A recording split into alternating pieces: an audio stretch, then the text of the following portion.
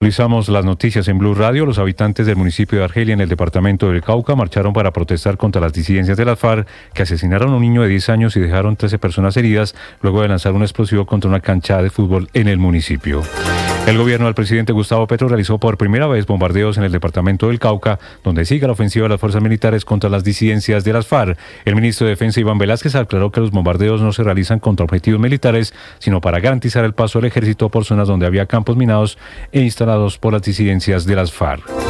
El ejército frustró un ataque terrorista contra la subestación de policía en el Tambo, Cauca. En medio de combates con el ejército, delincuentes de las disidencias de las FARC pretendían atacar la subestación del corregimiento Pandiguando. La Iglesia Católica en el departamento de Arauca sigue adelantando gestiones humanitarias para lograr la liberación de 15 personas que fueron secuestradas al parecer por la guerrilla del ELN en jurisdicción del municipio de Puerto Rondón.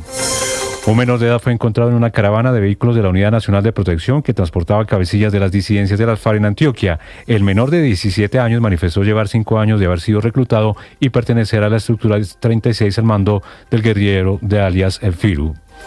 El ministro de Defensa y el director de la Unidad Nacional de Protección y el comisionado de Paz serán citados a debate de control político en la Cámara de Representantes, luego de conocerse que cabecillas de las disidencias de las FARC con órdenes de captura vigentes se transportaban en camionetas oficiales.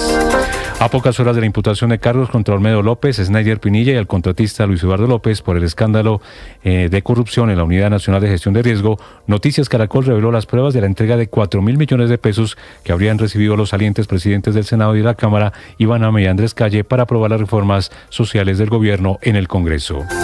El dinero se recolectó según la investigación y se entregó en 3 días, incluyendo un encuentro en el Hotel Tequendama, donde los implicados se reunieron y movieron grandes sumas de dinero.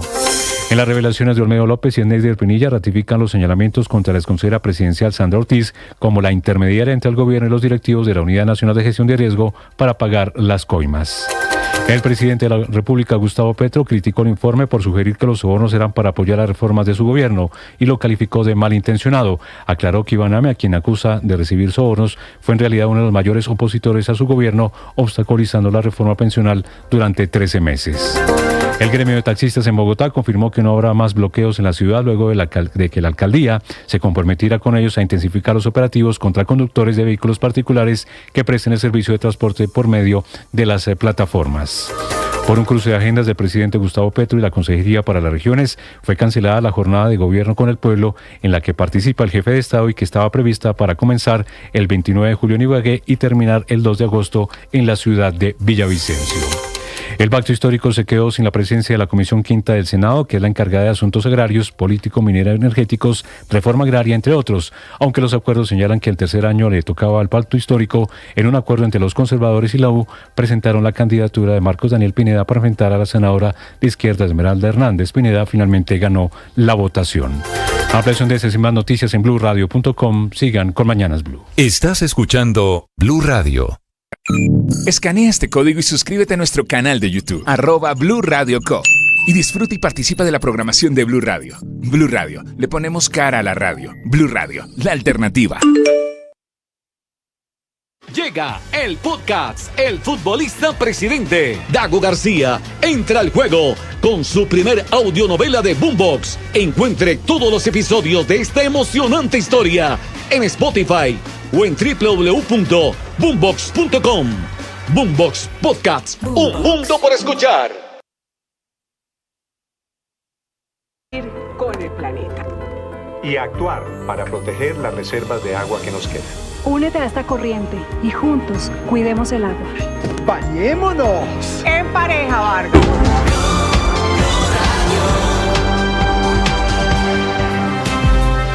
Bienvenidos, buenos días, 5 de la mañana, 34 minutos. Un gusto saludarlos en este amanecer. Bueno, todavía no comienza a aclarar.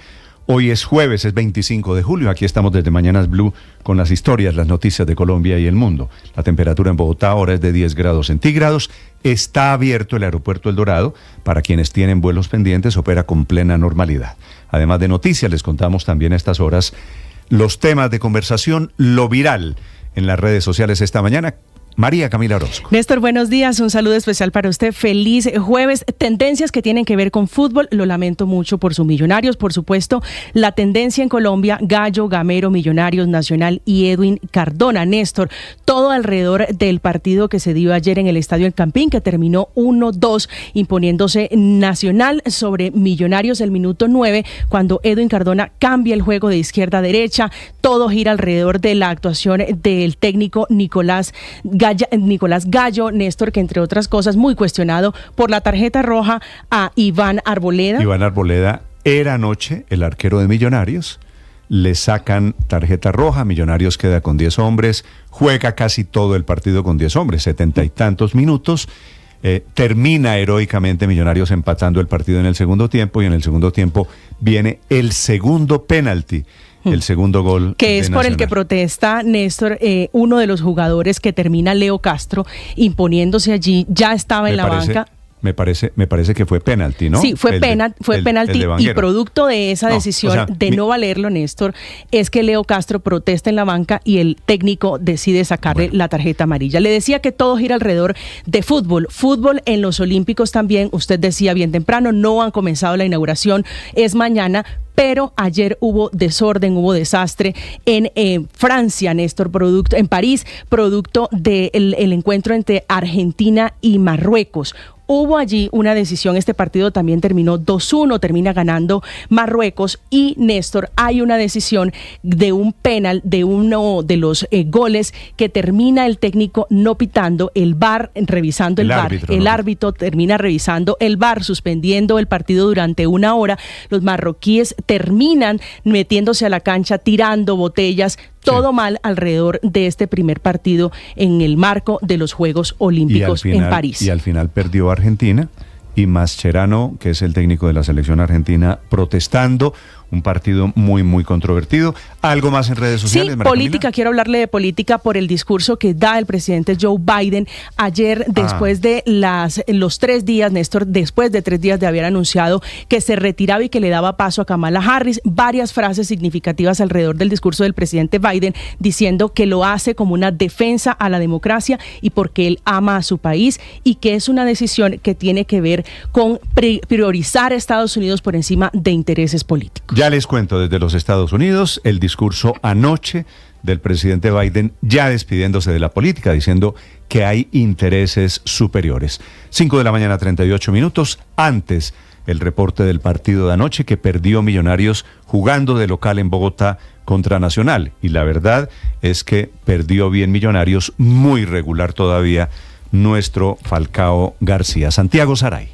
Buenos días, Néstor. El clásico del fútbol colombiano estuvo vibrante de principio a fin. La atmósfera infernal creada por los más de 32,000 espectadores no impidió que Nacional se quedara con la victoria. El equipo paisa, que finalmente no contó con David Ospina en el arco, se fue en ventaja en el marcador con gol de Joan Castro, tras un buen remate rasante al primer palo, descuido en la zona defensiva azul. A los 18 minutos continuaban los problemas para el equipo embajador, luego de la expulsión del arquero Iván Arboleda, quien como último hombre derribó fuera del área a Kevin Viveros. A partir de ahí Nacional bajó la marcha y Millonarios se apoderó de la pelota pese a tener uno menos. El albiazul dispuso de las mejores ocasiones con Falcao, pero el Tigre no encontró el gol. Sin embargo, los esfuerzos dieron frutos y al 66, Danovis Vanguero impactó con su pie menos hábil de derecha, la mandó a guardar pese a la estirada de Chipi Castillo. 1-1, locura en las tribunas e ilusión con ganar el partido, pero Nacional reaccionó, exigió varias veces a Novoa y el arquero suplente respondió, hasta que a falta de 8 minutos, Morelos fue derribado por Vanguero en el área. Penalti, Cardona marcó para desatar el delirio verde.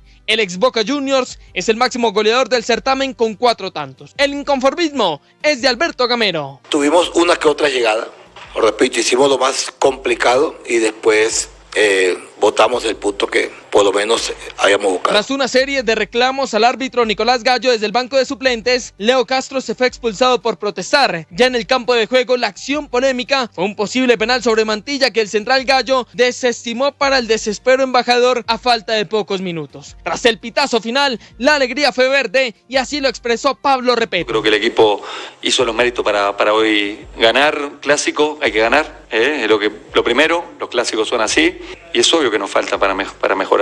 Es obvio, a todos le faltan, todos los equipos. Nacional cabalga la liga con puntaje perfecto, ha ganado sus 3 partidos y ahora se prepara para enfrentar al Once Caldas el fin de semana, mientras que la próxima parada para Millonarios será ante Alianza de Valledupar. Santiago Saray, Blue Radio. Santiago, gracias. La verdad es que Nacional le ganó bien a Millonarios. Felicitaciones a la gente de Nacional.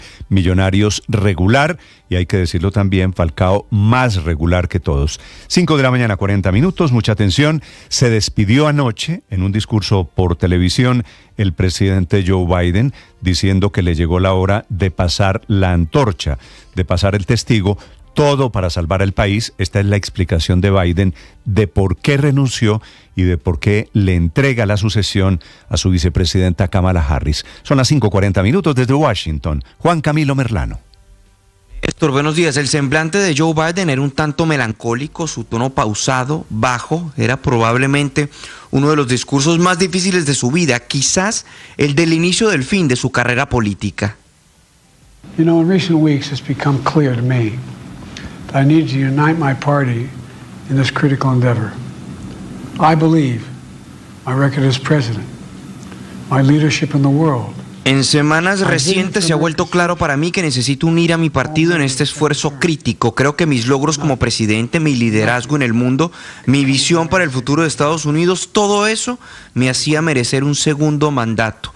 Pero nada puede atravesarse en el camino de salvar nuestra democracia. Eso incluye ambición personal. Entonces decidí que la mejor forma para seguir avanzando es pasar la antorcha a una nueva generación, decía Biden. El mandatario habló por unos 11 minutos desde el despacho Oval, lo acompañó en una esquina a su familia. Biden prometió terminar en los 6 meses que le quedan sus metas de gobierno y sin aprovechar el poder del escritorio en el que estaba sentado, se limitó a decirle al pueblo estadounidense que él ya había tomado su decisión de a quién apoyar en esa elección del 5 de noviembre. Kamala Harris dijo que era fuerte, decidida y que tenía lo necesario para gobernar el país.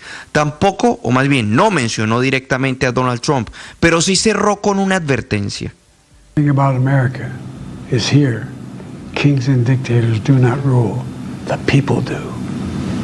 Lo mejor de los Estados Unidos lo podemos ver aquí. Los reyes y dictadores no mandan, el pueblo sí. El discurso de Biden no solo estuvo ambientado por expectativa y especulaciones, sino por un panorama complejo en Washington, con protestas en las calles y en el Congreso. Miles de manifestantes salieron a movilizarse en contra de la presencia del primer ministro de Israel, Benjamín Netanyahu, en el Congreso. Dio un discurso ante las plenarias conjuntas en donde francamente los congresistas, fundamentalmente los republicanos, lo ovacionaron. Netanyahu fue recibido como héroe. Es más, dijo sin pena que prácticamente no ha habido bajas civiles en Gaza. I asked the commander there, how many terrorists did you take out in Rafah? He gave me an exact number, 1,203. I asked him, how many civilians were killed? He said, Prime Minister, practically none. Le pregunté a un comandante de una unidad a cuántos terroristas les dieron de baja en Rafah, me dio un número exacto, 1.203. Le pregunté cuántos civiles fueron asesinados, me dijo, primer ministro, prácticamente ni uno, con la excepción de un incidente en el que esquirlas o metralla de una bomba dio en un depósito de armas de Hamas e involuntariamente mató a 2.000 personas. Hay que destacar, Néstor, que según cifras, habría más de 40.000 civiles asesinados en la Franja de Gaza. Néstor. Sí, que es una terrible estupidez negarlo, además porque están las imágenes, niños inclusive, que han caído allí en los hospitales bombardeados por Israel. 5 de la mañana, 44 minutos. En Colombia amanecemos con la amenaza de que el año entrante, en el 2025, y más grave aún, en el 2026, se nos comienza a acabar el gas. El déficit será de 12%, es decir, mayor la demanda que la oferta en 12%, el año entrante en el 2025 y de 30% en el 2026. Están trabajando los productores de gas en Colombia pidiéndole al gobierno que haga algo, porque tenemos gas, hay que buscarlo, hay que explorarlo y hay que explotarlo. Lo reconoce el presidente de Ecopetrol, Ricardo Roa. Habría para el año entrante un déficit que inicialmente habíamos estimado en unos 83 gigavatios día para el 2025 y para el 2026 en unos 160 gigavatios día.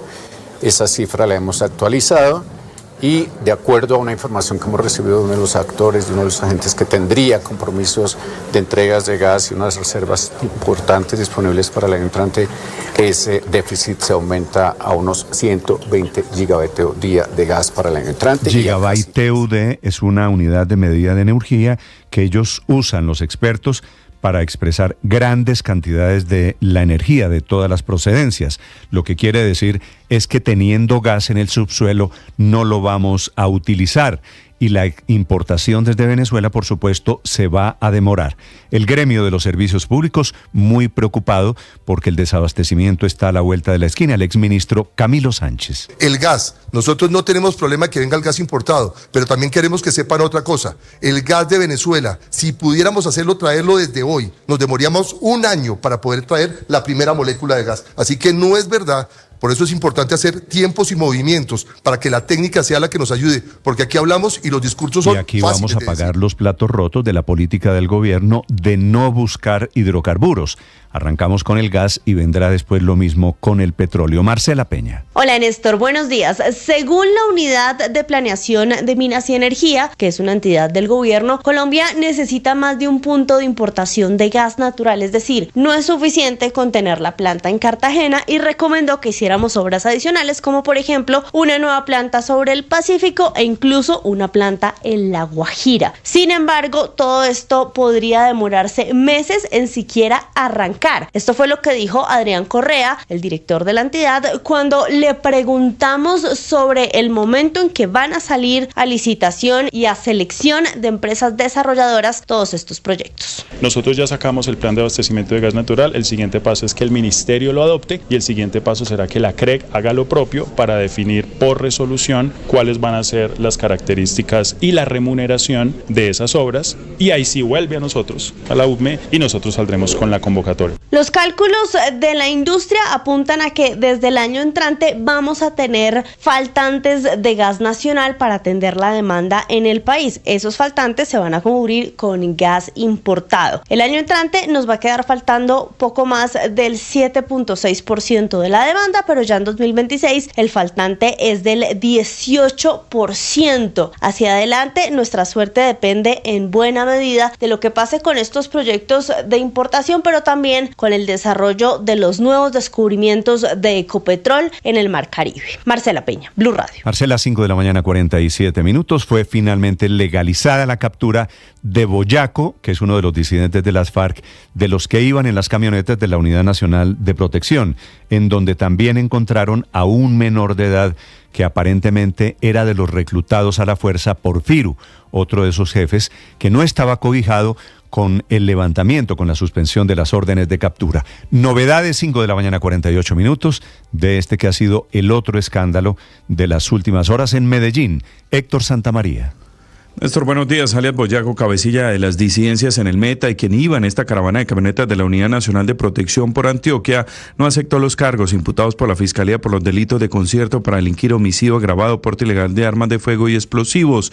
Durante la audiencia en el Juzgado Tercero Municipal de Villavicencio, con función de control de garantías, sí se legalizó la captura de Diego Armando Vargas Betancur, así como también la incautación de 6 millones en efectivo de los 160 millones encontrados hasta hoy. Además, 2 celulares, un radio, un GPS, entre otros elementos, e intentando que la captura no fuera legalizada, la defensa del disidente cabecilla del frente, John Linares, del Estado Mayor Central, y quien es señalado de cometer varios homicidios contra líderes en el Meta, argumentó que la orden de captura estaba a nombre de Omar Delgado Novoa, el otro nombre con el que se conocía alias Boyaco. Esto dijo su abogado Deison Felipe Salinas en la audiencia. La ilegalidad de la captura, pues no se encuentra plenamente identificada la persona en contra de la cual estaba dirigida la misma. En ese orden de ideas, su señoría le quedará a su despacho solamente decretar la libertad del señor procesado en este caso. Mientras que el lunes se retoma la audiencia contra alias Hermes o Boyaco, fuentes militares también le confirmaron a Blue Radio que ya salieron del batallón Pedronel Ospina de Bello, Alexander Díaz Mendoza alias Calarcá, Oscar Javier Cuadrose alias Chejo o Alejandro Alejandro y Jesús María Restrepo Borja, alias Darlinson Opanda. También se conoció que los 3 que serán liberados,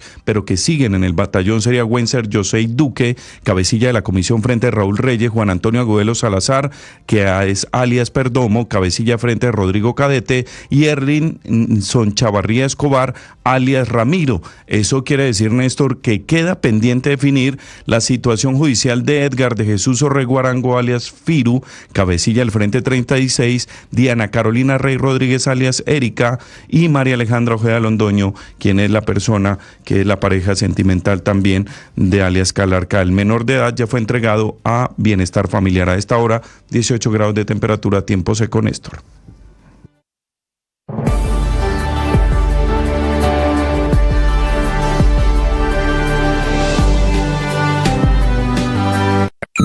Escanea este código y suscríbete a nuestro canal de YouTube, @Blue Radio Co.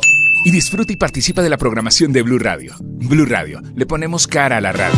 Blue Radio, la alternativa. Finalmente, después de reunirse con el propio alcalde de Bogotá, los taxistas decidieron levantar el paro, el que prácticamente bloqueó la ciudad hace 48 horas. El gobierno de Bogotá se comprometió a hacer persecución, a cumplir las leyes, prohibiendo vehículos particulares, carros y motos que ofrecen transporte de pasajeros a través de aplicaciones. Las aplicaciones son legales, pero la remuneración que sale de las aplicaciones, paradójicamente, no lo es. El compromiso del gobierno de Bogotá para que los taxistas levanten el paro es que habrá mayores operativos con el apoyo de Policía de Tránsito. De los taxistas, su vocero, Edinson Perilla. El distrito se compromete a sacar un comunicado en donde ratifica que la prestación de servicio público de pasajeros no se puede hacer ni en carros particulares ni en motos. En este momento ellos ya están colgando en su página este comunicado y pues se ratifican unas mesas de trabajo, unos operativos en contra de la ilegalidad y pues esperamos que se cumpla este objetivo. Al frente del equipo de la alcaldía, los secretarios de gobierno y de movilidad, los taxistas con sus voceros, pidiendo que haya combates de frente contra las aplicaciones. Cristian Correa. Néstor, buenos días. Fueron casi 6 horas de reunión entre los delegados de los taxistas y los representantes de la Administración de Bogotá, entre los que estaban la Secretaría de Movilidad, la Secretaría de Gobierno y la Policía Metropolitana. El punto que estaba sobre la mesa era el uso de vehículos particulares para transporte público a través de plataformas digitales. La Alcaldía de Bogotá presentó un comunicado con los compromisos de ambas partes. Por parte del distrito, se comprometieron a fortalecer los controles contra la piratería, recordando que la prestación del servicio de transporte público debe realizarse cumpliendo las condiciones legales vigentes. Por lo tanto, bajo ninguna circunstancia los vehículos particulares, o sea, los automóviles y motos, pueden prestar servicios de transporte público. Por parte de los taxistas, se comprometieron a no bloquear más las calles y a mantenerse en las vías de diálogo antes de tomar decisiones de futuras manifestaciones. Además, el gremio amarillo advirtió que los ciudadanos que usen vehículos particulares que presten un servicio de transporte público podrían estar en peligro. Cristian Correa, Blue Radio. Cristian, la tragedia del día está en Etiopía, en donde podrían ser centenares, casi 700 los muertos. Oficialmente son 250 y tantos esta mañana, pero hay 500 desaparecidos, producto de deslizamientos, muy intensas lluvias. Noticia del mundo que nos cuenta desde Europa, Silvia Carrasco.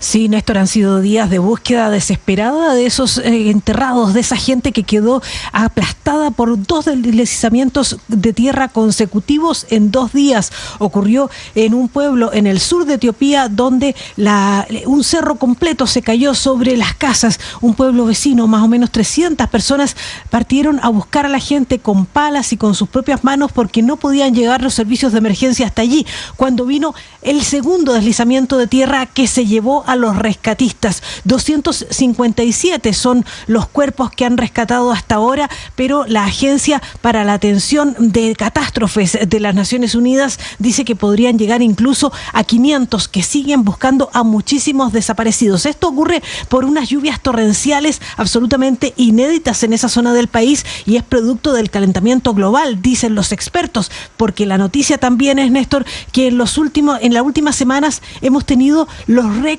récords de temperatura mundial. O sea, el domingo se decía que había sido el día más caliente del planeta, cuando a final del día de ayer Copernicus, que es el servicio de cambio climático de la Unión Europea, dijo que inmediatamente al día siguiente se había vuelto a superar ese récord, llegando el día lunes a ser el día más caliente del planeta desde que existe registros. O sea, el promedio mundial de la temperatura del planeta llegó a 17 grados con 15 centésimos, Néstor. Silvia, gracias. 5 de la mañana, 55 minutos.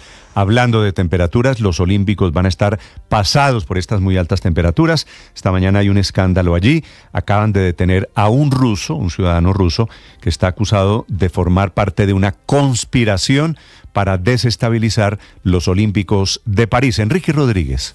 ¿Qué tal, Néstor? Buenos días. El ministro del Interior, Gerard Almen, ha confirmado esa detención en una entrevista con el canal BFM y ha dicho que es un hombre nacido en 1984 y que ha sido detenido en su domicilio de París esta semana sin dar más datos, y se le considera sospechoso de inteligencia para una potencia extranjera para suscitar hostilidades en Francia. Incluso ha concretado que podrían ser actividades que tendrían que ver con ciberataques y que evidentemente estarían encuadrados dentro de los Juegos Olímpicos que ya han comenzado, aunque la ceremonia de inauguración sea mañana. Hoy en Francia se habla de esa detención, se habla de la posibilidad de que pueda llover mañana durante la ceremonia de inauguración y del caos organizativo de los Juegos, que han comenzado de la peor manera posible, con ese partido entre Argentina y Marruecos que se suspendió en el minuto 116 con un resultado de 2-2 y que se reanudó 2 horas más tarde, anulando un gol a Argentina y perdiendo finalmente ese equipo el partido. El diario La Nación habla hoy de escándalo olímpico, drama, escándalo y mamarracho en París 2024, dice el muy circunspecto Clarín, y el diario Página 12 se pronuncia en términos similares. La prensa argentina está completamente indignada después de lo que pasó ayer. Hubo invasión de campo, los seguidores marroquíes llegaron a hacerse selfies con los jugadores, así que comienza, como digo, de la peor manera posible estos Juegos Olímpicos, donde la seguridad va a ser fundamental. Para que se hagan una idea, entre los policías hay 300 agentes españoles que han ido a prestar servicio con los agentes franceses, Néstor. Y apenas arrancan. Gracias, Enrique. 5 de la mañana, 57 minutos. Y mucha atención, el INVIMA reconoce que siguen los problemas de la escasez de medicamentos. Para muchas enfermedades, muchos tratamientos no han podido lograr el abastecimiento que requiere el país. Jessica Gutiérrez. Muy buenos días, Néstor. Pues el director del INVIMA, Francisco Rossi, ha confirmado que el problema de desabastecimiento de medicamentos en Colombia sigue sin resolverse, afectando gravemente a pacientes que requieren tratamientos para enfermedades como la epilepsia, enfermedades crónicas y huérfanas. Pues según el director, aunque se han logrado resolver algunos casos de escasez, el panorama en general sigue siendo preocupante, pues se estima que en esta lista de medicamentos que están en estado de desabastecimiento hay de 10 a 12 medicamentos. Esta situación evidencia la complejidad del problema, que no se limita a un solo factor casual. La entidad identificó diversas razones dentro de la escasez de medicamentos, incluyendo problemas en la producción de materia prima, dificultades regulatorias, fallos en las cadenas de suministro y motivaciones comerciales. Estos factores, según Rossi, contribuyen de manera significativa a la continuidad del desabastecimiento en el país. Jessica Gutiérrez, Blue Radio. Estás escuchando Blue Radio y bluradio.com. Escanea este código y suscríbete a nuestro canal de YouTube, @Blue Radio Co. Y disfruta y participa de la programación de Blue Radio. Blue Radio, le ponemos cara a la radio. Blue Radio, la alternativa.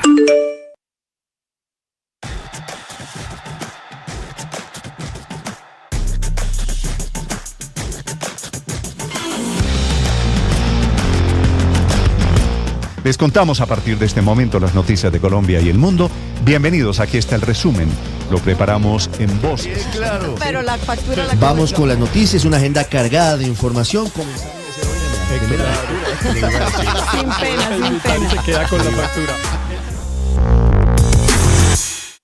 Llega el podcast El Futbolista Presidente. Dago García entra al juego con su primer audionovela de Boombox. Encuentre todos los episodios de esta emocionante historia en Spotify o en www.boombox.com. Boombox Podcasts, un mundo por escuchar. Llegó la hora de fluir con el planeta y actuar para proteger las reservas de agua que nos quedan. Únete a esta corriente y juntos cuidemos el agua. ¡Bañémonos! En pareja, Vargas. O de a 3 o de a 4. Saquemos el balde a la calle para lavar el carro. Todos podemos ser protagonistas de esta gran historia. Cuidar el agua, la corriente que nos une. Una campaña de Caracol Televisión, Blue Radio y La Calle. Atención, hay una noticia urgente. Señoras y señores. Tendencia a nivel global. Bienvenida, mil gracias por estar con nosotros hoy aquí en Blue Radio. El periodismo no tiene apellidos. Es siempre honesto, independiente y comprometido con la verdad. El periodismo no es amigo del poder, lo vigila. Hoy, Mañanas Blue les ofrece periodismo con contexto. Las dos caras de la moneda, sin exageración, sin especulación. A partir de este momento, Mañanas Blue es periodismo en radio. Bienvenidos. Bienvenidos, muy buenos días. Son las 6 de la madrugada, 40 segundos. Un gusto saludarlos en este amanecer de jueves. Jueves que hoy, en la mañana, dentro de un par de horas, la Fiscalía sienta en el banquillo de los acusados a los corruptos Olmedo López y Sneider Pinilla, que se han convertido en las piezas claves de la corrupción que manejaron. Son las cabezas del saqueo a la Unidad Nacional de Gestión de Riesgo. Y la Fiscalía presenta hoy las muchas pruebas que fueron anticipadas anoche por Noticias Caracol, con las cuales no solo los van a condenar a ellos, sino que tienen en problemas a los parlamentarios que recibieron las coimas, la asqueante plata de la corrupción. La principal prueba que presenta la Fiscalía hoy ante un juzgado de control de garantías es que miles de millones de pesos terminaron en manos de los congresistas, 4.000 en manos de Iván Name, que era en teoría supuestamente un opositor al gobierno, y Andrés Calle, que ha sido siempre un amigo, y es la explicación por qué uno le costó más al gobierno que a otro. Por Name, por sus votos, pagaron 3.000 millones de pesos, por el de Calle, 1.000 millones de pesos. El testimonio de la unidad investigativa de Caracol Televisión anoche es lleno de documentos, de videos, de ubicación en tiempo real, de lo que llama después el presidente Petro. Ya les voy a contar la reacción del presidente, la georreferenciación. Y es cierto, porque se demuestra en ese rastro de cómo recogieron la plata, la llevaron al Tequendama, de la mano de Sandra Ortiz, que era la consejera presidencial.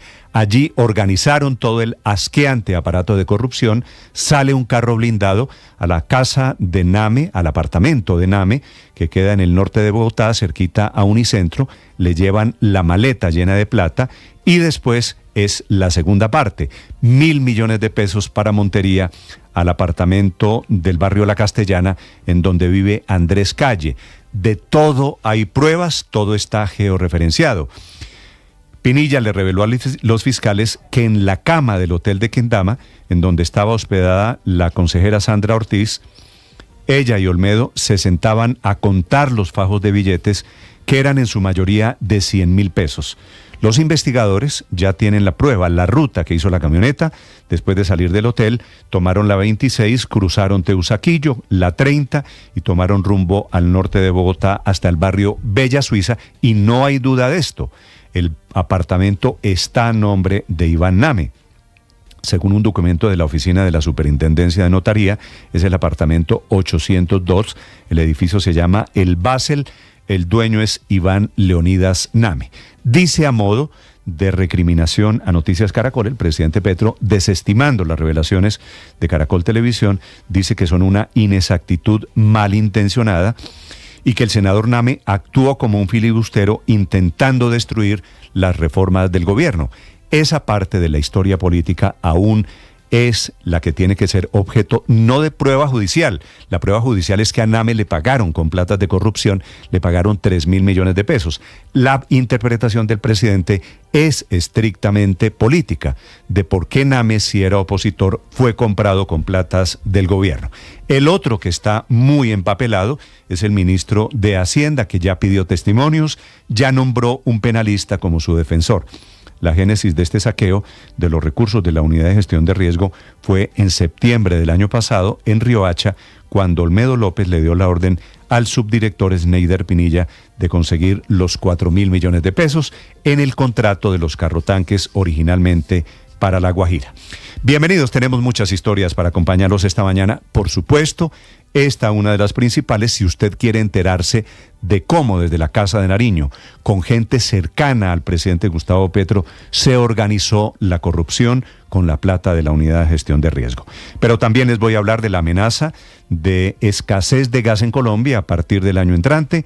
Ecopetrol está corriendo contra el reloj para afinar un plan que permita tener el gas que necesita el país. La crisis de desabastecimiento es de 12%, es decir, el desfase entre oferta y demanda. Es mayor la oferta, es mayor la demanda que la oferta, y eso hará que en el 2026, dentro de 2 años, la crisis sea del 30%. Todo porque el gobierno no quiso explorar, no quiso explotar y tampoco ha querido hacer lo pertinente. El eficiente gobierno Petro no ha querido hacer lo pertinente para importar gas o desde Venezuela o desde cualquier país del mundo. Ya hoy Colombia, para efectos de térmicas, importa gas. Necesitaríamos gas para los hogares y para la industria a partir del año entrante. Les hablaré también, desafortunadamente, de la violencia y del terrorismo en el departamento del Cauca, que ha llevado al gobierno Petro a ordenar los primeros bombardeos. Apenas se produjo la noticia, la muerte de un niño en una cancha de fútbol, el Ministerio de Defensa ordenó un bombardeo, el primero en estos 2 años de gobierno. En realidad son 4 bombardeos. El ministro de Defensa dice solo son para garantizar el despliegue de militares, no contra objetivos humanos, sino para despejar de minas y artefactos explosivos. Para lo que sea, pero el gobierno que se había negado a bombardear está allí cambiando la estrategia. Y es el propio presidente Petro el que había ordenado a finales del 2022 suspenderlos. Ahora reactivan las órdenes de los bombardeos. Bienvenidos, tenemos historias para contarles de Colombia y el mundo. Estamos a 3 días de las elecciones en Venezuela.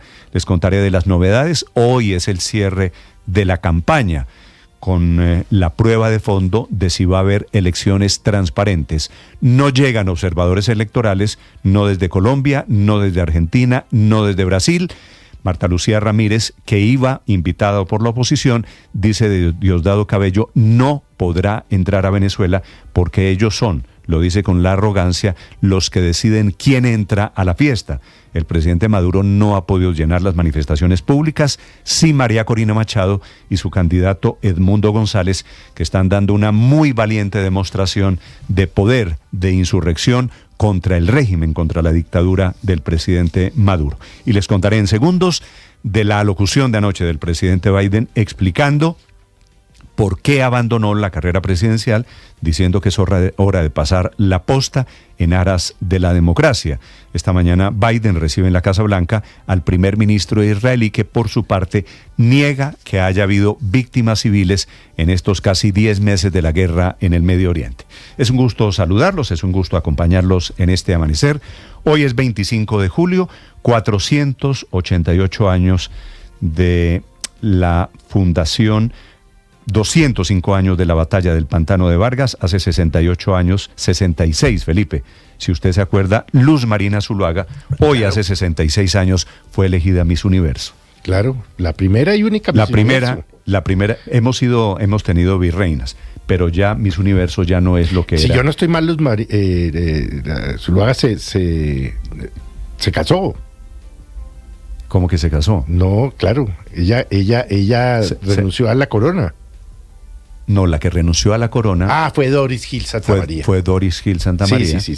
Y Luz Marina Zuluaga era la virreina de Colombia y después Miss Universo. ¿Y Paulina Vega también? Y Paulina Vega también, tiene razón. Sí, claro. Ya llevamos 2 Miss Universo y varias virreinas. Hoy es el Día Internacional de la Mujer Afrodescendiente. Aquí están las noticias. Bienvenidos. El resumen lo preparamos en Voces y Sonidos en Mañanas Blue.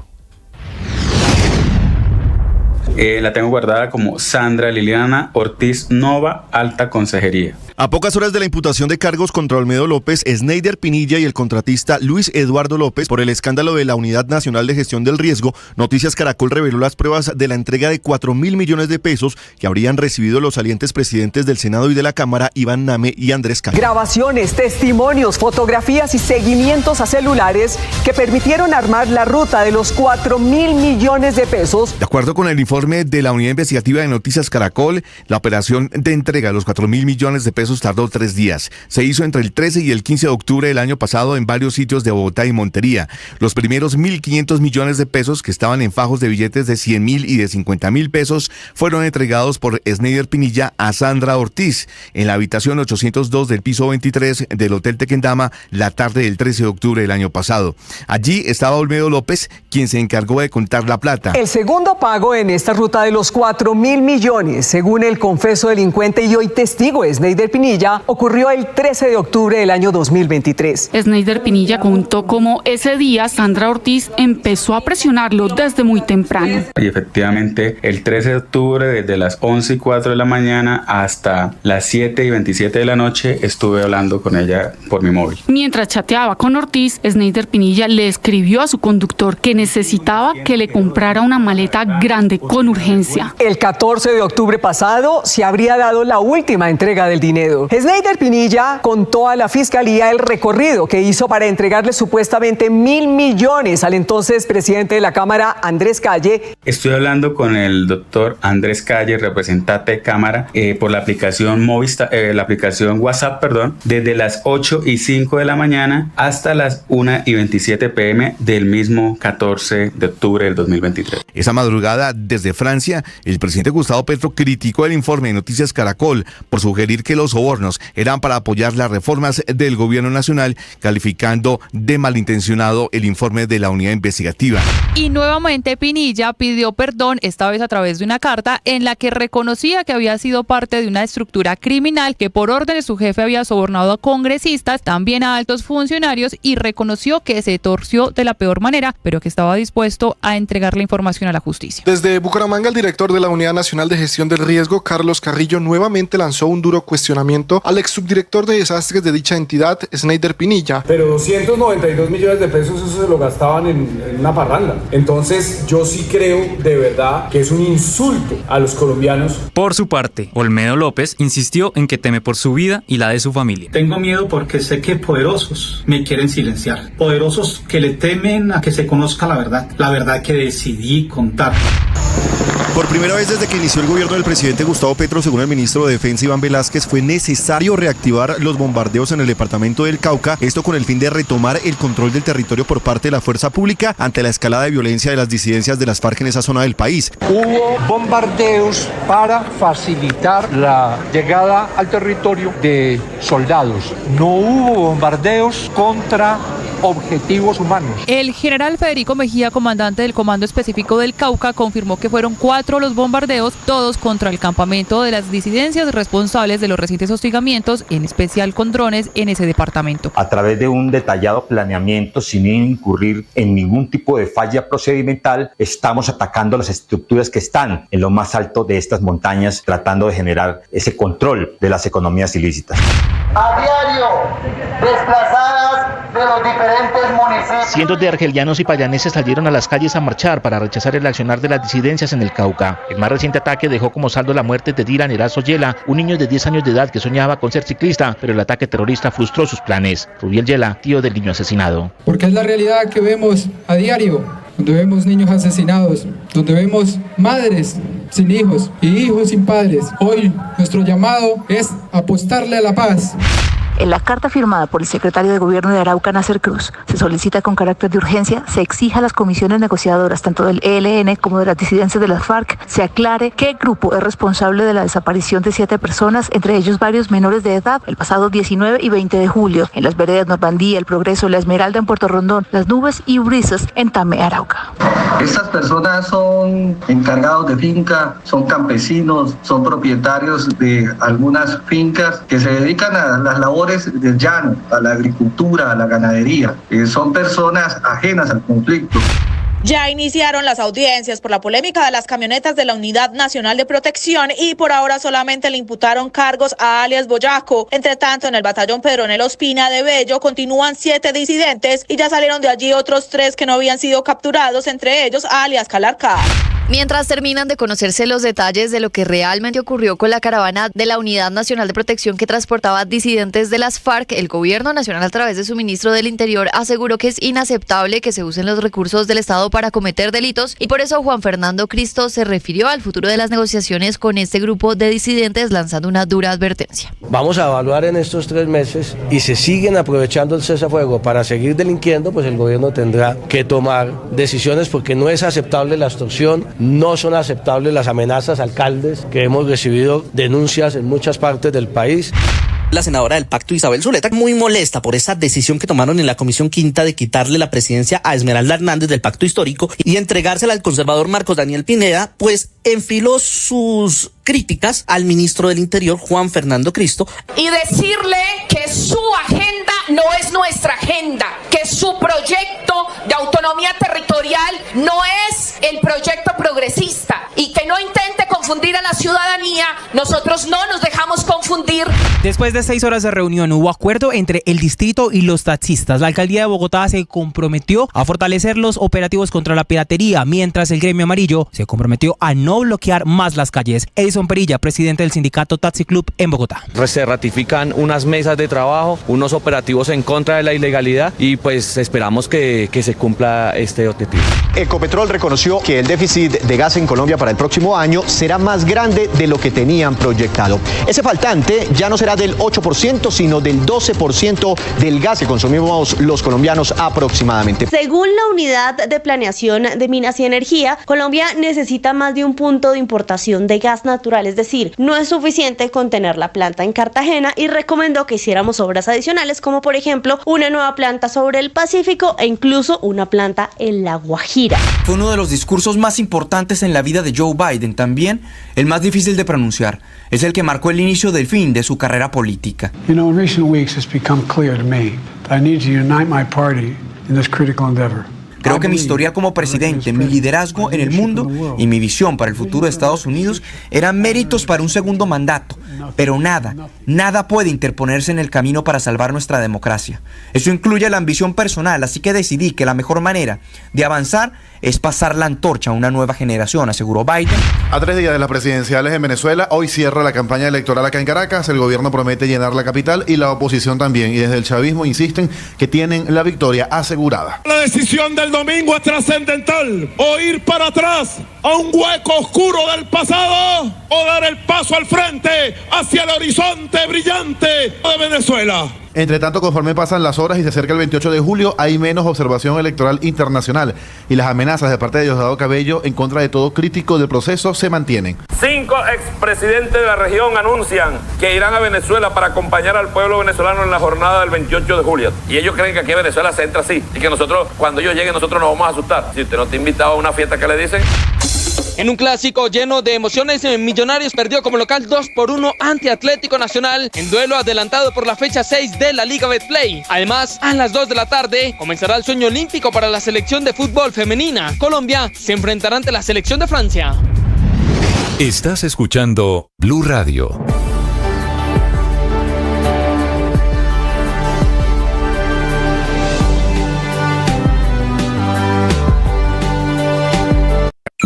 Escanea este código y suscríbete a nuestro canal de YouTube, @Blue Radio Co. Y disfruta y participa de la programación de Blue Radio. Blue Radio, le ponemos cara a la radio. Blue Radio, la alternativa.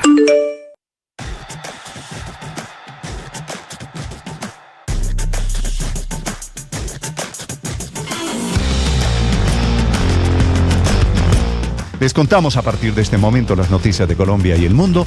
Bienvenidos, aquí está el resumen. Lo preparamos en voz. Claro. Pero la factura la Vamos con las noticias, una agenda cargada de información. Sin pena, sin pena. Se queda con la factura.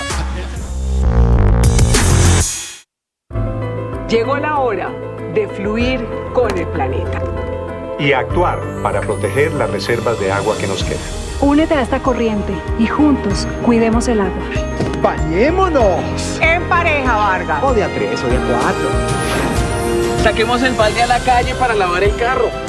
Todos podemos ser protagonistas de esta gran historia. Cuidar el agua, la corriente que nos une. Una campaña de Caracol Televisión, Blue Radio y La Calle. Atención, hay una noticia urgente. Señoras y señores. Tendencia a nivel global. Bienvenida, mil gracias por estar con nosotros hoy aquí en Blue Radio. Usted enfermo por el fútbol y los compañeros de seminario en retiros. Rezando rosario y yo.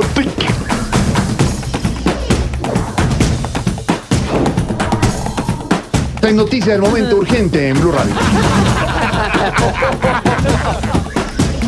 Blue, más que radio. Esta es Blue, más que radio. 6 de la mañana, 19 minutos. Hoy a las 9 de la mañana es el día en que Olmedo López y Sneider Pinilla van al banquillo de los acusados. López ha ofrecido pagar 6 años de cárcel y devolver una plata.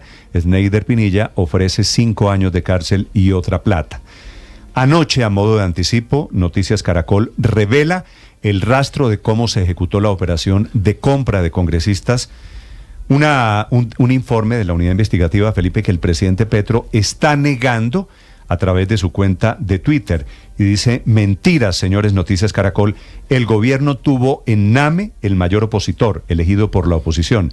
Fue una persona que fue capaz de guardar en su escritorio la reforma pensional durante 13 meses, la única de las grandes reformas que hemos logrado aprobar, dice el presidente Petro. Así que tengo que rechazar la afirmación del noticiero, es malintencionada, no sé si el señor Name recibió o no coimas, pero de algo estoy seguro. No lo descarta, ¿no? Además de su grosería permanente conmigo como presidente de la República, el senador Name actuó como un filibustero intentando destruir las reformas presentadas por el gobierno. Felipe, son dos cosas, a ver si estamos de acuerdo. Una, no hay duda, después de la georreferenciación, la plata salió del Hotel Tequendama, cogieron esta ruta, las camionetas, la plata fue entregada en el apartamento de Ivana. Así es. ¿Estamos de acuerdo? Estamos totalmente de acuerdo. La plata la entrega Sneider Pinilla, organizada de una manera asqueante por Sandra Ortiz, que era la consejera de las regiones, ¿no? A Sneider Pinilla le dicen: usted, como subdirector de la unidad de gestión de riesgo, recoja la plata vía corrupción y nosotros la repartimos. Y efectivamente la repartieron. Name recibió la plata, Calle, presidente de la Cámara de Representantes, recibió otra plata. ¿De acuerdo? Correcto. Esa es la prueba judicial que le importa a la Fiscalía, ¿no? Que es plata pública entregada a un parlamentario. Lo que dice el presidente Petro es la interpretación política. Sí, pero bien lo decía usted esta mañana temprano, Néstor. Es decir, si no era para corrupción y para que ayudara en la aprobación de los proyectos de ley, ¿para qué le dieron los 3.000 millones? No, Felipe, ¿quién dio la orden? Es que no eran... ¿Quién o para qué? Porque entonces el presidente dice que es que Name fue el opositor. Tampoco es cierto, porque el día de la aprobación de la reforma pensional, Name no fue y dejó a María José Pizarro. Es decir, no estaría en conducta activa, pero por lo menos estaba pasiva. Felipe, Name se hacía pasar como de la oposición. En términos parlamentarios, esto se llama valorizar el voto. Claro. Y por eso Name le costó al gobierno 3.000 millones de pesos, y Calle, que ya era del gobierno, era más barato. Calle era de 1.000 millones de pesos. La definición, la conclusión política de por qué Name era de oposición y lo compró el gobierno, eso ya corresponde al análisis político. Pero al presidente se le olvida además que quienes están contando y quienes dieron la plata son altos funcionarios de su gobierno. Es que no fueron de ningún gobierno distinto. Es que hablamos de Sandra Ortiz, Néstor, como si fuera una rueda suelta. Y yo creo que hay que aterrizarlo y preguntarse quién la llevó al gobierno. Y la respuesta es Carlos Ramón González, para que usted se dé cuenta, o pregúntese más bien, si ella era una rueda suelta, si ella se autodeterminaba llevando ese dinero, tomando decisiones alrededor de a qué congresista sí y a qué congresista no le daban dinero. El presidente, Néstor, en vez de decir que se lleven las investigaciones, comillas, hasta las últimas consecuencias, sí, que es lo que siempre dice. El lugar común. Estás defendiendo a Iván Name, sí, indirectamente. Felipe, la situación hoy es de crisis para el gobierno. El presidente está en París y desde París responde al informe que fue publicado anoche por Noticias Caracol. Para quienes no vieron el informe o para quienes quieran recrear ese informe, aquí están las pruebas de cómo se organizó el gran montaje de corrupción con una persona muy influyente en la Casa de Nariño. Ella era la consejera de las regiones, se llama Sandra Ortiz, boyacense del Partido Verde, llegó efectivamente a trabajar con el presidente Petro, le organizaba las giras, era el enlace en buena medida con los parlamentarios de las regiones y por eso aparece en el baile de la corrupción. Javier Segura. Néstor, buenos días. Un nuevo informe de Noticias Caracol revela las pruebas de cómo se pagó un soborno de 4.000 millones de pesos a Iván Name y a Andrés Calle, expresidentes del Senado y de la Cámara respectivamente. 3.000 millones fueron para el senador Iván Name, que se hizo en 2 entregas en Bogotá, y 1.000 millones para el representante Andrés Calle en su apartamento de Montería. El pago de esta millonaria coima se hizo con los 700.000 millones de pesos que autorizó el Ministerio de Hacienda a la Unidad de Gestión del Riesgo en 2023 para la atención de emergencias. El pago de ese soborno fue ordenado por Olmedo López, ejecutado por Sneider Pinilla, con la intermediación de Sandra Ortiz, quien fuera alta consejera presidencial para las regiones y que en la investigación es identificada como la mensajera. Así lo confirmó Sneider Pinilla, los fiscales que están llevando este caso. Y efectivamente, el 13 de octubre, desde las 11:04 de la mañana hasta las 7:27 de la noche, estuve hablando con ella por mi móvil. La tengo guardada como Sandra Liliana Ortiz Nova, alta consejería. Otros 2 funcionarios de la UNGRD identificados como Pedro Rodríguez y Luis Carlos Barreto, ambos muy cercanos a Olmedo López, también están vinculados en esta investigación. Para el momento en el que se presentaron los sobornos, ya se había firmado el contrato por 46.800 millones de pesos para la compra de los carrotanques destinados al departamento de La Guajira y se estaban estructurando los contratos para 3 municipios de Bolívar, Córdoba y Arauca por 92.000 millones de pesos. Lo que han contado los testigos es que esa plata sirvió para apalancar en el Congreso de la República las reformas del gobierno del presidente Gustavo Petro y enreda, entre otros 8 congresistas, al senador Iván Name, que hace 2 meses negó las acusaciones en su contra. No recibí dineros ilícitos. Mi proceder democrático es contraevidente al decir que lo recibí en procura de favorecer unas reformas que combatí enfáticamente. De acuerdo con el informe de la Unidad Investigativa de Noticias Caracol, la operación de entrega de los 4.000 millones de pesos tardó 3 días. Se hizo entre el 13 y el 15 de octubre del año pasado en varios sitios de Bogotá y Montería. Los primeros 1.500 millones de pesos que estaban en fajos de billetes de 100.000 y de 50.000 pesos fueron entregados por Sneider Pinilla a Sandra Ortiz en la habitación 2312 del Hotel Tequendama en la tarde del 13 de octubre del año pasado. Allí estaba Olmedo López, quien se encargó de contar la plata. Hoy, el exdirector de la UNGRD dice tener miedo y pide garantías para su seguridad. Hoy quiero contarle al país que tengo miedo. Tengo miedo porque sé que poderosos me quieren silenciar. Poderosos que le temen a que se conozca la verdad que decidí contar, la verdad que he contado a la Corte Suprema de Justicia y a la Fiscalía General de la Nación.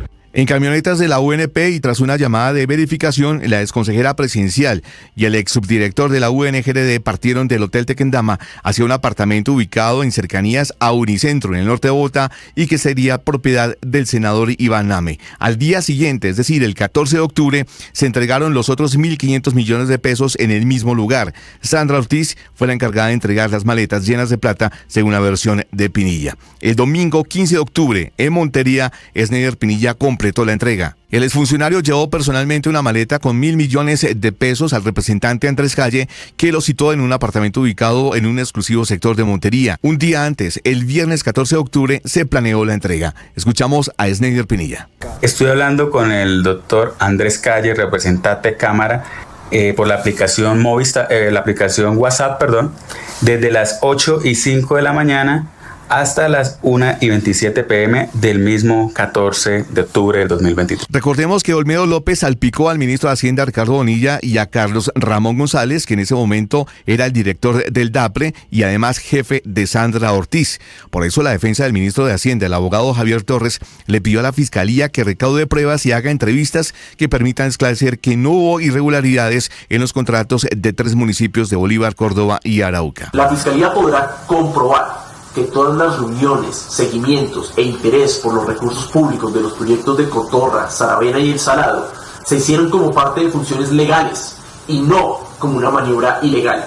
Las fronteras entre la gobernabilidad legítima y el cuestionado clientelismo deben ser definidas y discutidas en el país. 9 congresistas fueron señalados por Olmedo López de haber recibido dádivas a cambio de sus votos a favor de proyectos del gobierno, entre ellos el senador Iván Name. Esa madrugada, desde Francia, el presidente Gustavo Petro criticó el informe de Noticias Caracol por sugerir que los sobornos eran para apoyar las reformas del gobierno nacional, calificando de malintencionado el informe de la unidad investigativa. Según él, Iván Name, acusado de recibir sobornos, fue uno de los mayores opositores de su gobierno, frenando la reforma pensional durante 13 meses. El 10 de abril de este año, el entonces presidente del Senado levantó una sesión de la reforma pensional en protesta por los cuestionamientos que ha hecho el presidente Gustavo Petro en su contra. Parece olvidar que esta misma comisión fue la que le aprobó en primer debate la reforma pensional que hoy se encuentra en trámite ante la plenaria y 2 veces ha negado su archivo. Hoy la Fiscalía imputará cargos contra Olmedo López, Sneider Pinilla y el contratista Luis Eduardo López por los delitos de concierto para delinquir, peculado, interés indebido en la celebración de contratos y enriquecimiento ilícito de particulares. Olmedo López propone pagar casi 6 años de cárcel y devolver 1.024 millones de pesos, mientras que Sneider Pinilla propone pagar 5 años de prisión y devolver 292 millones de pesos por el caso de corrupción de la UNGRD. Javier Segura, Blue Radio. Y ambos piden, Javier, gracias, ambos piden una guarnición militar como cárcel, un batallón militar como cárcel, razones, dicen ellos, por razones de seguridad. Pero eso no suena insensato. Pero miren, Néstor, ayer precisamente en la columna del Tiempo el doctor Alfonso Gómez Méndez hablaba del cohecho político. Sí. Y hace un análisis de los casos de cohecho que ha habido, y el doctor Gómez decía, hombre, es que pasamos de Teodolindo y Gis, un par de notarías, a estas sumas. Sí, Felipe. Es asqueante el informe de Caracol. Yo lo voy a confesar, yo anoche veía el informe de Ricardo Calderón y yo no sé si sentía indignación o asco. Felipe, las dos. Sí. Hay un dato que a mí me parece, Felipe, que puede ser clave, que es un dato relativamente menor. Dicen las pruebas de la Fiscalía recogidas por Noticias Caracol que llegan al apartamento de Iván Name, Sandra Ortiz y Sneider Pinilla, con las bolsas, con los maletines llenos de plata en efectivo. Cuando llegan, ella le dice a él, bueno, Sneider, ábrete de aquí, vete, hasta aquí llegas tú. Hasta aquí llegas tú. Y ella sube sola, lo deja en el primer piso y ella sube al apartamento 802 con la plata en efectivo. ¿Usted sabe qué quiere decir eso, Felipe? No sé qué teoría tiene usted. Usted sabe, ella solita, una señora de ese nivel de corrupción, piense cuánta plata de esos maletines pudo haber quedado en manos de ella. En manos de ella. Ah, sí, por supuesto. Es decir, entonces el primer piso y ¿en qué piso está el apartamento de Name? En el octavo. 802. Octavo. Entonces, en esos 7 pisos pudo haber pasado mucha cosita. Felipe, ¿cuánta plata? Es que miren esto. De un maletín lleno de plata se puede llevar usted en ese ascensor. Yo lo digo, pero no porque me parezca gracioso. Es que me parece todo tan absurdo, tan grotesco. Porque es que este era el gobierno del cambio. ¿Pero del cambio de qué? ¿De la cara de los ladrones? Y así fue, Felipe. Para quienes tienen la teoría de que este país antes no era muy diferente, esto me parece a mí, esto es peor que lo que había y cambiamos de pronto para empeorar. Este tema de la corrupción, dice, fíjese que el trino de anoche del presidente Petro después del informe no dice que no sea cierto. Lo que dice es que Iván Name era opositor al gobierno. Esa es una pura interpretación política no de carácter no lo judicial. descarta, pero quiero darle una pista, Néstor, por qué Sneider Pinilla fue imprescindible. ¿por qué se va él desde el Tequendama hasta el edificio del doctor Name? Y la razón era el peso de las maletas. Pesaba tanto llevar esas maletas llenas de billete que el señor Olmedo López le dice a Snyder Pinilla, acompaña a la doctora Ortiz para que le cargue las maletas, y es esa la razón por la que solo hasta el ascensor él la acompaña. Bueno, para quienes quieran acompañarnos, para quienes quieran ver las pruebas, el rastreo, lo que llama el presidente Petro georreferencialmente, es la georreferenciación, que no es un verbo. El presidente Petro está admitiendo la validez de las pruebas, pero negando la teoría política alrededor de la compra. La cuenta Blue Radio Com y cuenta Néstor Morales. Esto es inocultable, Néstor. Y además déjeme decirle. No, es que Felipe, las pruebas. Es que las pruebas, porque son las que se conocen, porque hay unas que no conocemos. Pero son los celulares son contundentes, que confirman que estos señores, Snyder, Olmedo, Sandra Ortiz, estuvieron en la casa de los comprados. Así que los que están en un lío grande son también Name, que se presentaba como opositor y era otro de los funcionarios corruptos con la plata del gobierno. 6:33 minutos, la verdad, todo da absoluta vergüenza.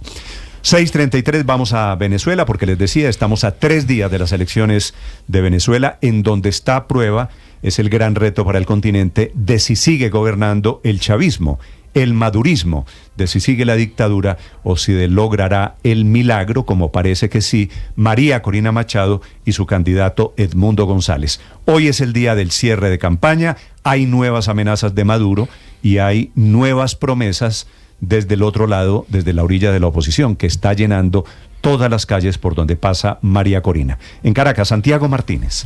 Hola, señor Néstor. Solo restan 72 horas para iniciar el proceso electoral acá en Venezuela y hoy es el cierre, como tú decías, de campaña electoral aquí en Caracas, una ciudad que amanece muy congestionada desde este momento, con varias tarimas ya instaladas, porque el gobierno prometió llenar Caracas con sus seguidores.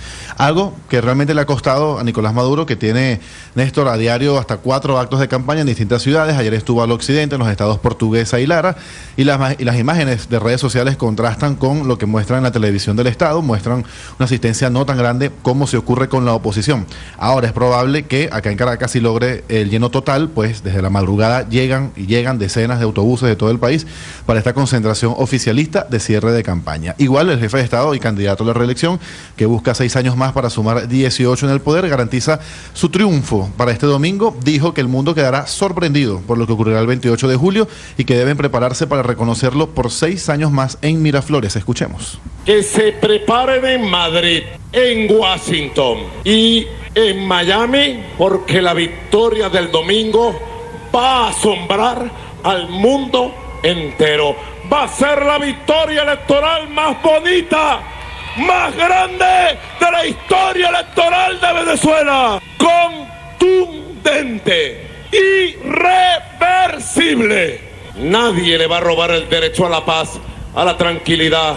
Nadie le va a robar el derecho al futuro al pueblo. La oposición también hará su cierre de campaña acá en Caracas. Se concentrarán en la avenida principal de Las Mercedes. Esto es al sureste de la capital, lejos del chavismo, pues para evitar algún tipo de enfrentamiento. Todas las encuestas hasta la semana pasada daban ganador Edmundo González Urrutia, de quien se espera hoy un discurso de cierre junto a María Corina Machado, quien en verdad pues lideró todo este proceso para el 28 de julio. La oposición, por cierto, le dice a Maduro, Néstor, que una vez pierda, que no se vaya tan rápido para que inicie el mismo lunes el proceso de transición. Maduro, tienes que ir a descansar el lunes, pero mejor no descanses el lunes, porque te vamos a invitar a conversar. Queremos que el lunes Venezuela vea al presidente electo de la República, Edmundo González Urrutia, tendiendo los puentes que hay que tender para que Venezuela tenga paz por primera vez en 25. Y aquí tiene que iniciar la transición. Entre tanto, Néstor, Elvis Amoroso, presidente del Consejo Nacional Electoral, criticó ahora también a los medios de comunicación, tanto los internacionales como los que están acá en Venezuela, como los locales, muy parecida a la posición del chavismo en días pasados, amenazando incluso con proceso judicial, pues considera que hay un plan para desconocer el resultado. Arremeten duro. Tienen varias semanas los medios de comunicación internacional. Se la han dedicado al CNE, a los venezolanos, y se la han dedicado a la Fuerza Armada y al proceso de votación que tenemos. Seguiremos viendo, seguiremos observando y seguiremos monitoreando lo que viene de afuera, y seguiremos monitoreando a los medios de comunicación aquí, que le van a dar repique a lo que dicen allá. Vamos a observar, fiscal general, ahí tenemos que observarlo. Yo soy penalista, esos son delitos. Amenazas y advertencias que también van hacia la observación electoral internacional, y es que el gobierno de Nicolás Maduro decide no tener voces críticas entre sus veedores internacionales, ni siquiera los que por años han sido aliados o al menos afines en temas políticos. Primero fue el expresidente argentino Alberto Fernández, que a pesar de haber recibido invitación, luego le pidieron desistir de cumplir con la tarea solicitada, y después Brasil y Colombia, que decidieron también o tampoco enviar una misión de observación. Y de una vez Diosdado Cabello le envió un mensaje a otros expresidentes que han anunciado de manera particular su llegada acá a Caracas. 5 expresidentes de la región anuncian que irán a Venezuela para acompañar al pueblo venezolano en la jornada del 28 de julio. Tuto Quiroga, Marta Lucía Ramírez, Vicente Fox, Miguel Ángel Rodríguez y Mireya Moscoso. Y ellos creen que aquí en Venezuela se entra así y que nosotros, cuando ellos lleguen, nosotros nos vamos a asustar.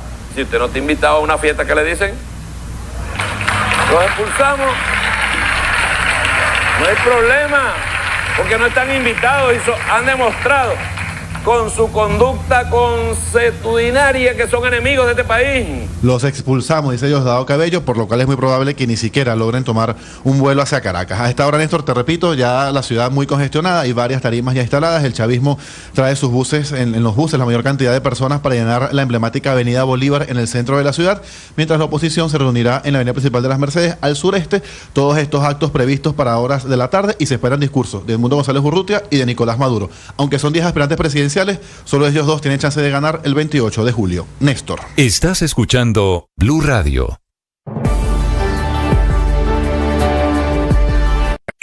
Escanea este código y suscríbete a nuestro canal de YouTube, @Blue Radio Co. Y disfruta y participa de la programación de Blue Radio. Blue Radio, le ponemos cara a la radio. Blue Radio, la alternativa. Hola, ¿cómo están? Yo soy Juanita Kremer de Boombox y los invito a que no se pierdan nuestro podcast El Futbolista Presidente. Es una audionovela escrita por Dago García, 2 episodios de 10 minutos, les va a encantar. Combina 2 temas que nos encantan a los colombianos, fútbol y política. No se lo vaya a perder, recuerde, en Spotify y boombox.com. Llega el podcast El Futbolista Presidente. Dago García entra al juego con su primer audionovela de Boombox. Encuentre todos los episodios de esta emocionante historia en Spotify o en www.boombox.com. Boombox Podcasts, un mundo por escuchar. Llegó la hora de fluir con el planeta y actuar para proteger las reservas de agua que nos quedan. Únete a esta cosa. Paola Ochoa es periodista. Está en Mañanas Blue.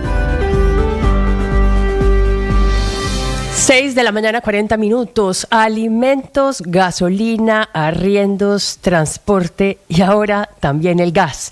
Orden cronológico de los villanos de la carestía en el país en los últimos 4 años y listado al que ahora se dispone a entrar también el gas natural, dada su escasez para el próximo año. Una escasez que va a empezar mucho antes de lo esperado, según los datos del gestor del mercado y de un informe de la Asociación Colombiana de Gas Natural, Naturgas, que proyecta que la oferta local de gas natural va a ser insuficiente para atender las necesidades de 40 millones de colombianos, con un faltante el año entrante de 76 gigas BTU por día, que equivalen al 7.6% de la demanda total, y de 289 gigas BTU por día, equivalentes al 18.9% de la demanda total en el año 2026. Panorama negro y escasez de gas natural a la vuelta de la esquina, que se suponía además sería el gran energético de la transición energética del presidente Gustavo Petro, por ser menos contaminante que el petróleo y el carbón, por su enorme cantidad de usos en hogares y en industrias y por tener un rol protagónico en la generación de energía en el país, como lo acabamos de ver de hecho en el reciente fenómeno del Niño, cuya escasez de lluvias llevó a poner a trabajar a toda máquina a las centrales térmicas del país, que en su inmensa mayoría funcionan con gas, llegando a suplir con este hasta el 50% de la demanda nacional de energía en el peor momento de la sequía de los embalses del país. Un respaldo y seguridad que hoy aparentemente está en veremos por cuenta de la escasez de gas que enfrenta el país el año entrante, producto por un lado, pues de la falta de exploración de nuevos campos, que ha sido una decisión del gobierno, por cuenta también del declive de los campos actuales, con unas reservas de gas que hoy alcanzan apenas para 6 6.1 años, cuando hace no mucho alcanzaban para 10 y obligando al país a tener que importar gas natural licuado, cosa que ya viene haciendo a través de la planta rectificadora en Cartagena, con un promedio de importación de 88.9 millones de pies cúbicos diarios el año pasado, según datos de Campetrol, pero importaciones de gas que van a tener que seguir aumentando, dada la creciente escasez de este combustible en el país y que hoy tienen al gobierno con los ojos puestos sobre Venezuela, cosa que no sería tan fácil y que tardaría como mínimo un año, según Andesco. Y por eso el llamado de los gremios y de todas las empresas del sector a buscar otros destinos de importación de gas natural y, claro, a construir más y nuevas plantas regasificadoras sobre el Pacífico y la Guajira. María Camila Orozco es periodista. Está en Mañanas Blue. Ya son las 6:43 de la mañana. Las fuerzas militares en la era Petro volvieron a bombardear. Después de más de 2 años de haber suspendido estas operaciones estratégicas, el gobierno del presidente Gustavo Petro entendió que las necesitaba y autorizó un bombardeo aéreo. Y lo hizo la desbordada violencia en el departamento del Cauca. Esa fue la razón por la que el gobierno cambió de parecer en medio de la ofensiva contra la disidencia de las FARC. Hacer un bombardeo en zona rural de Argelia, en el departamento del Cauca, pero únicamente para garantizar el despliegue militar. No fue un bombardeo como el de las tropas del ejército que hicieron en septiembre de 2010 en medio de la operación Sodoma, que terminó con la muerte de Víctor Julio Suárez, alias Jorge Briceño, o el Mono Jojoy, máximo comandante de las FARC. Es decir, no fue un bombardeo contra un objetivo o un blanco humano, sino una descarga, realmente 4 descargas que se hicieron para despejar las dudas sobre minas y en general artefactos explosivos en la zona donde van a caminar unos 800 soldados que ya han sido víctimas en el pasado de campos minados por estos disidentes que después de muchos meses volvieron a ver y a sentir la fuerza del supertucano,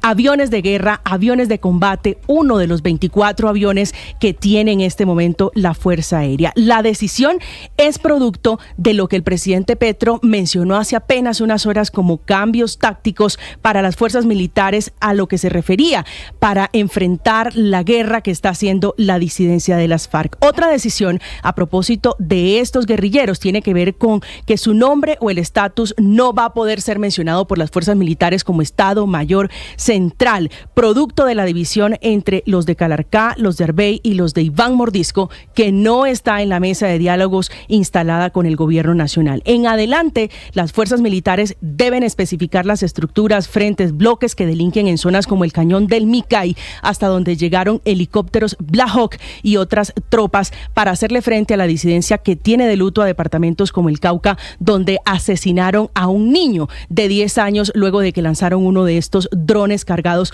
con explosivo. Pero esta mañana también hay incertidumbre producto de las personas que fueron secuestradas por el ELN y de las que no se tiene información. Juan Camilo Maldonado es periodista. Está en Mañanas Blue.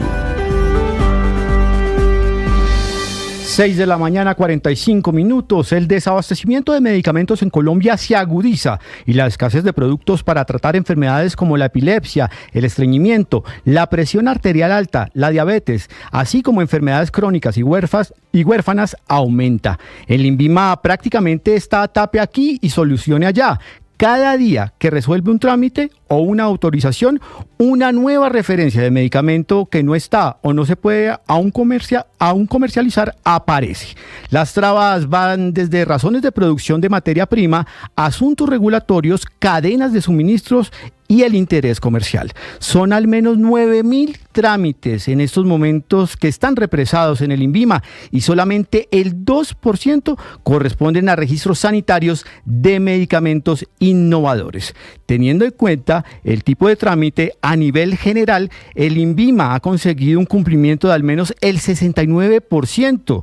Si se desglosa esta información, las autorizaciones de publicidad para los medicamentos en el país y que puedan ser comercializados es el más avanzado, con el 95%.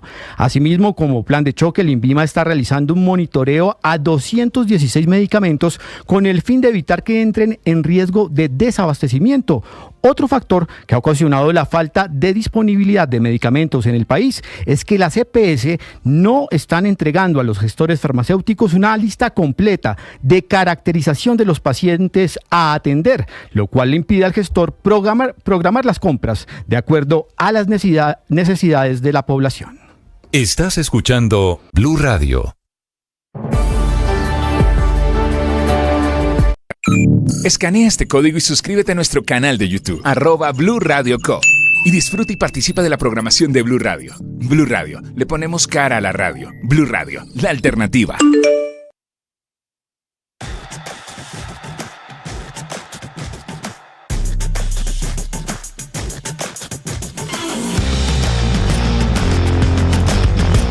Les contamos a partir de este momento las noticias de Colombia y el mundo. Bienvenidos, aquí está el resumen. Lo preparamos en voces. Claro. Pero la factura la Vamos con las noticias, una agenda cargada de información. Sin pena, sin pena. Se queda con la factura. Llegó la hora de fluir con el planeta. Y actuar para proteger las reservas de agua que nos quedan. Únete a esta corriente y juntos cuidemos el agua. ¡Bañémonos! En pareja, Vargas. O de a 3 o de a 4. Saquemos el balde a la calle para lavar el carro. Todos podemos ser protagonistas de esta gran historia. Cuidar el agua, la corriente que nos une. Una campaña de Caracol Televisión, Blue Radio y La Calle. Llega el podcast El Futbolista Presidente. Dago García entra al juego con su primer... Esta es Blue, más que radio. A propósito, en París, 1:49 p.m, don Ricardo Orrego desde la Villa Olímpica con el comienzo de los Olímpicos. Mañana es la inauguración, pero ya comenzaron las competencias. Ricardo, buenos días. Hola Néstor, feliz mañana para usted y feliz mañana para todos. Aquí tenemos la 1:49 p.m. Primero déjeme decirle que abrí hoy L'Equipe, abrí Le Monde y están titulando La sorpresa verdolaga en el Campín de Bogotá, señor. Me parece, Ricardo, la ofensa es totalmente innecesaria. Néstor, vea, hay un titular bellísimo, dice Messier Cardona, que el verde Cardona le hizo la fiesta a Millos. Sí, señor, perdió Millonarios en el Campín. ¿Alguna otra cosita, alguna otra ofensa?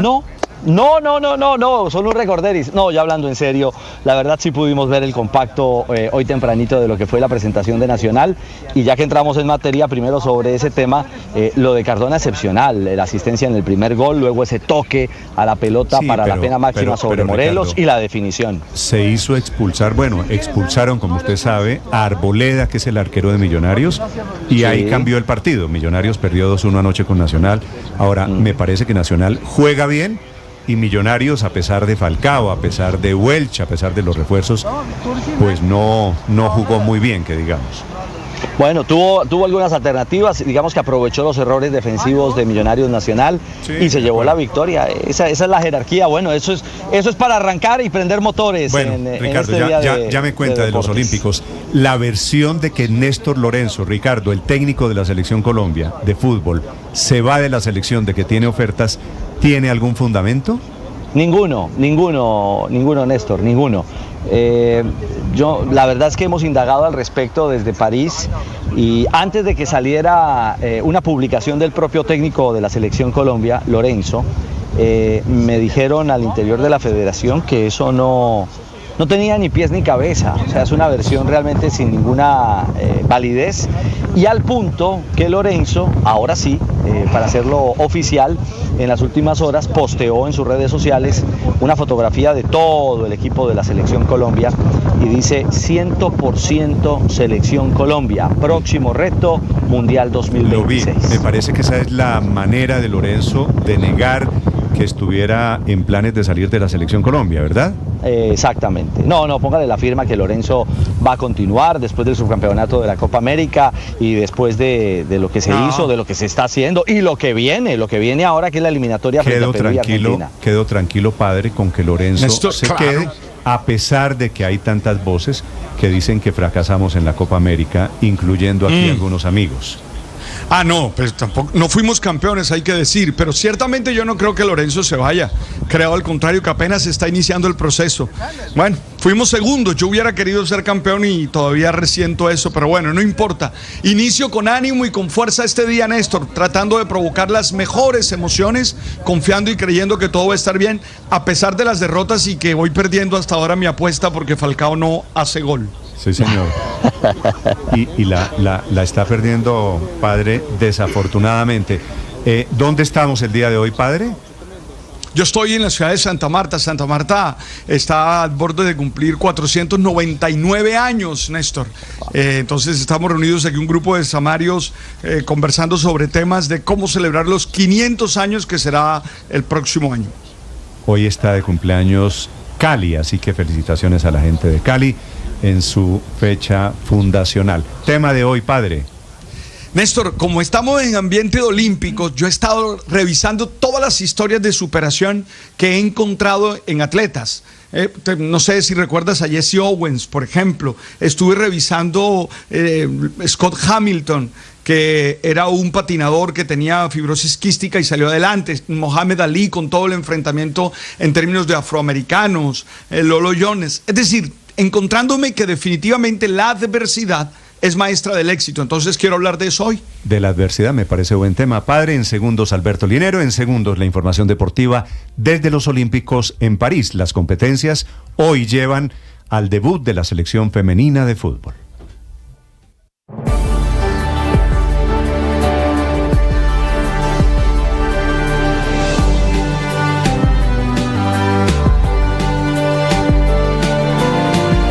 Carlos Carrillo es el actual director de la Unidad de Gestión de Riesgo, que se convirtió, y lo confirman todos los reportes, con la plata de la Unidad de Gestión de Riesgo se produjo un gran montaje, un gran aparato de corrupción. Doctor Carrillo, buenos días.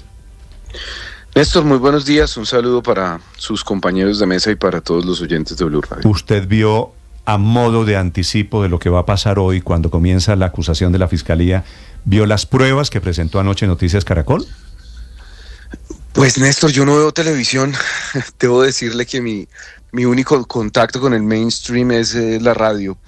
Pero sé, pues digamos que tengo alguna idea de qué fue lo que se dijo ayer en la noche en Noticias Caracol. Y pues bueno, pues no es nada muy distinto de lo que ya se ha venido diciendo sobre la versión que da el señor Sneider Pinilla. Sí, ya no es solo versión, son Olmedo, Sneider Pinilla, la georreferenciación, las pruebas, la información satelital de cómo llevaron la plata, de cómo se la entregaron. Usted a estas alturas, doctor Carrillo, que ya lleva casi creo 6 meses o 5 meses y pico en la Unidad de Gestión de Riesgo, ya tiene claro por qué la Unidad de Gestión de Riesgo compró a Iván Name y a Andrés Calle, estos dos congresistas. 4 meses y medio, Néstor. Bueno, primero, pues yo no puedo sentenciar a nadie, ni siquiera a Sneider. Lo que pasa es que Sneider ha confesado ser un criminal, igual que Olmedo, entonces puedo decirlo, pero yo no puedo sentenciar a estos congresistas, eso lo tiene que hacer la Corte Suprema de Justicia. Vea, es absolutamente claro que esta entidad desde hace tiempo, y no con Olmedo, porque a mí me sorprende mucho una cosa, y es como Sneider empieza a hacer las cosas exactamente igual, por ejemplo, en el caso de la maquinaria amarilla, como lo venía haciendo la unidad desde hacía años, que pues es un esquema gigantesco para saquear los recursos del Estado. Eso de los carrotanques, yo lo he dicho muchas veces, es la punta del iceberg de unas modalidades de corrupción gigantescas, y por eso es que a mí me parece completamente desvergonzado que el señor Sneider Pinilla diga que va a devolver 292 millones de pesos.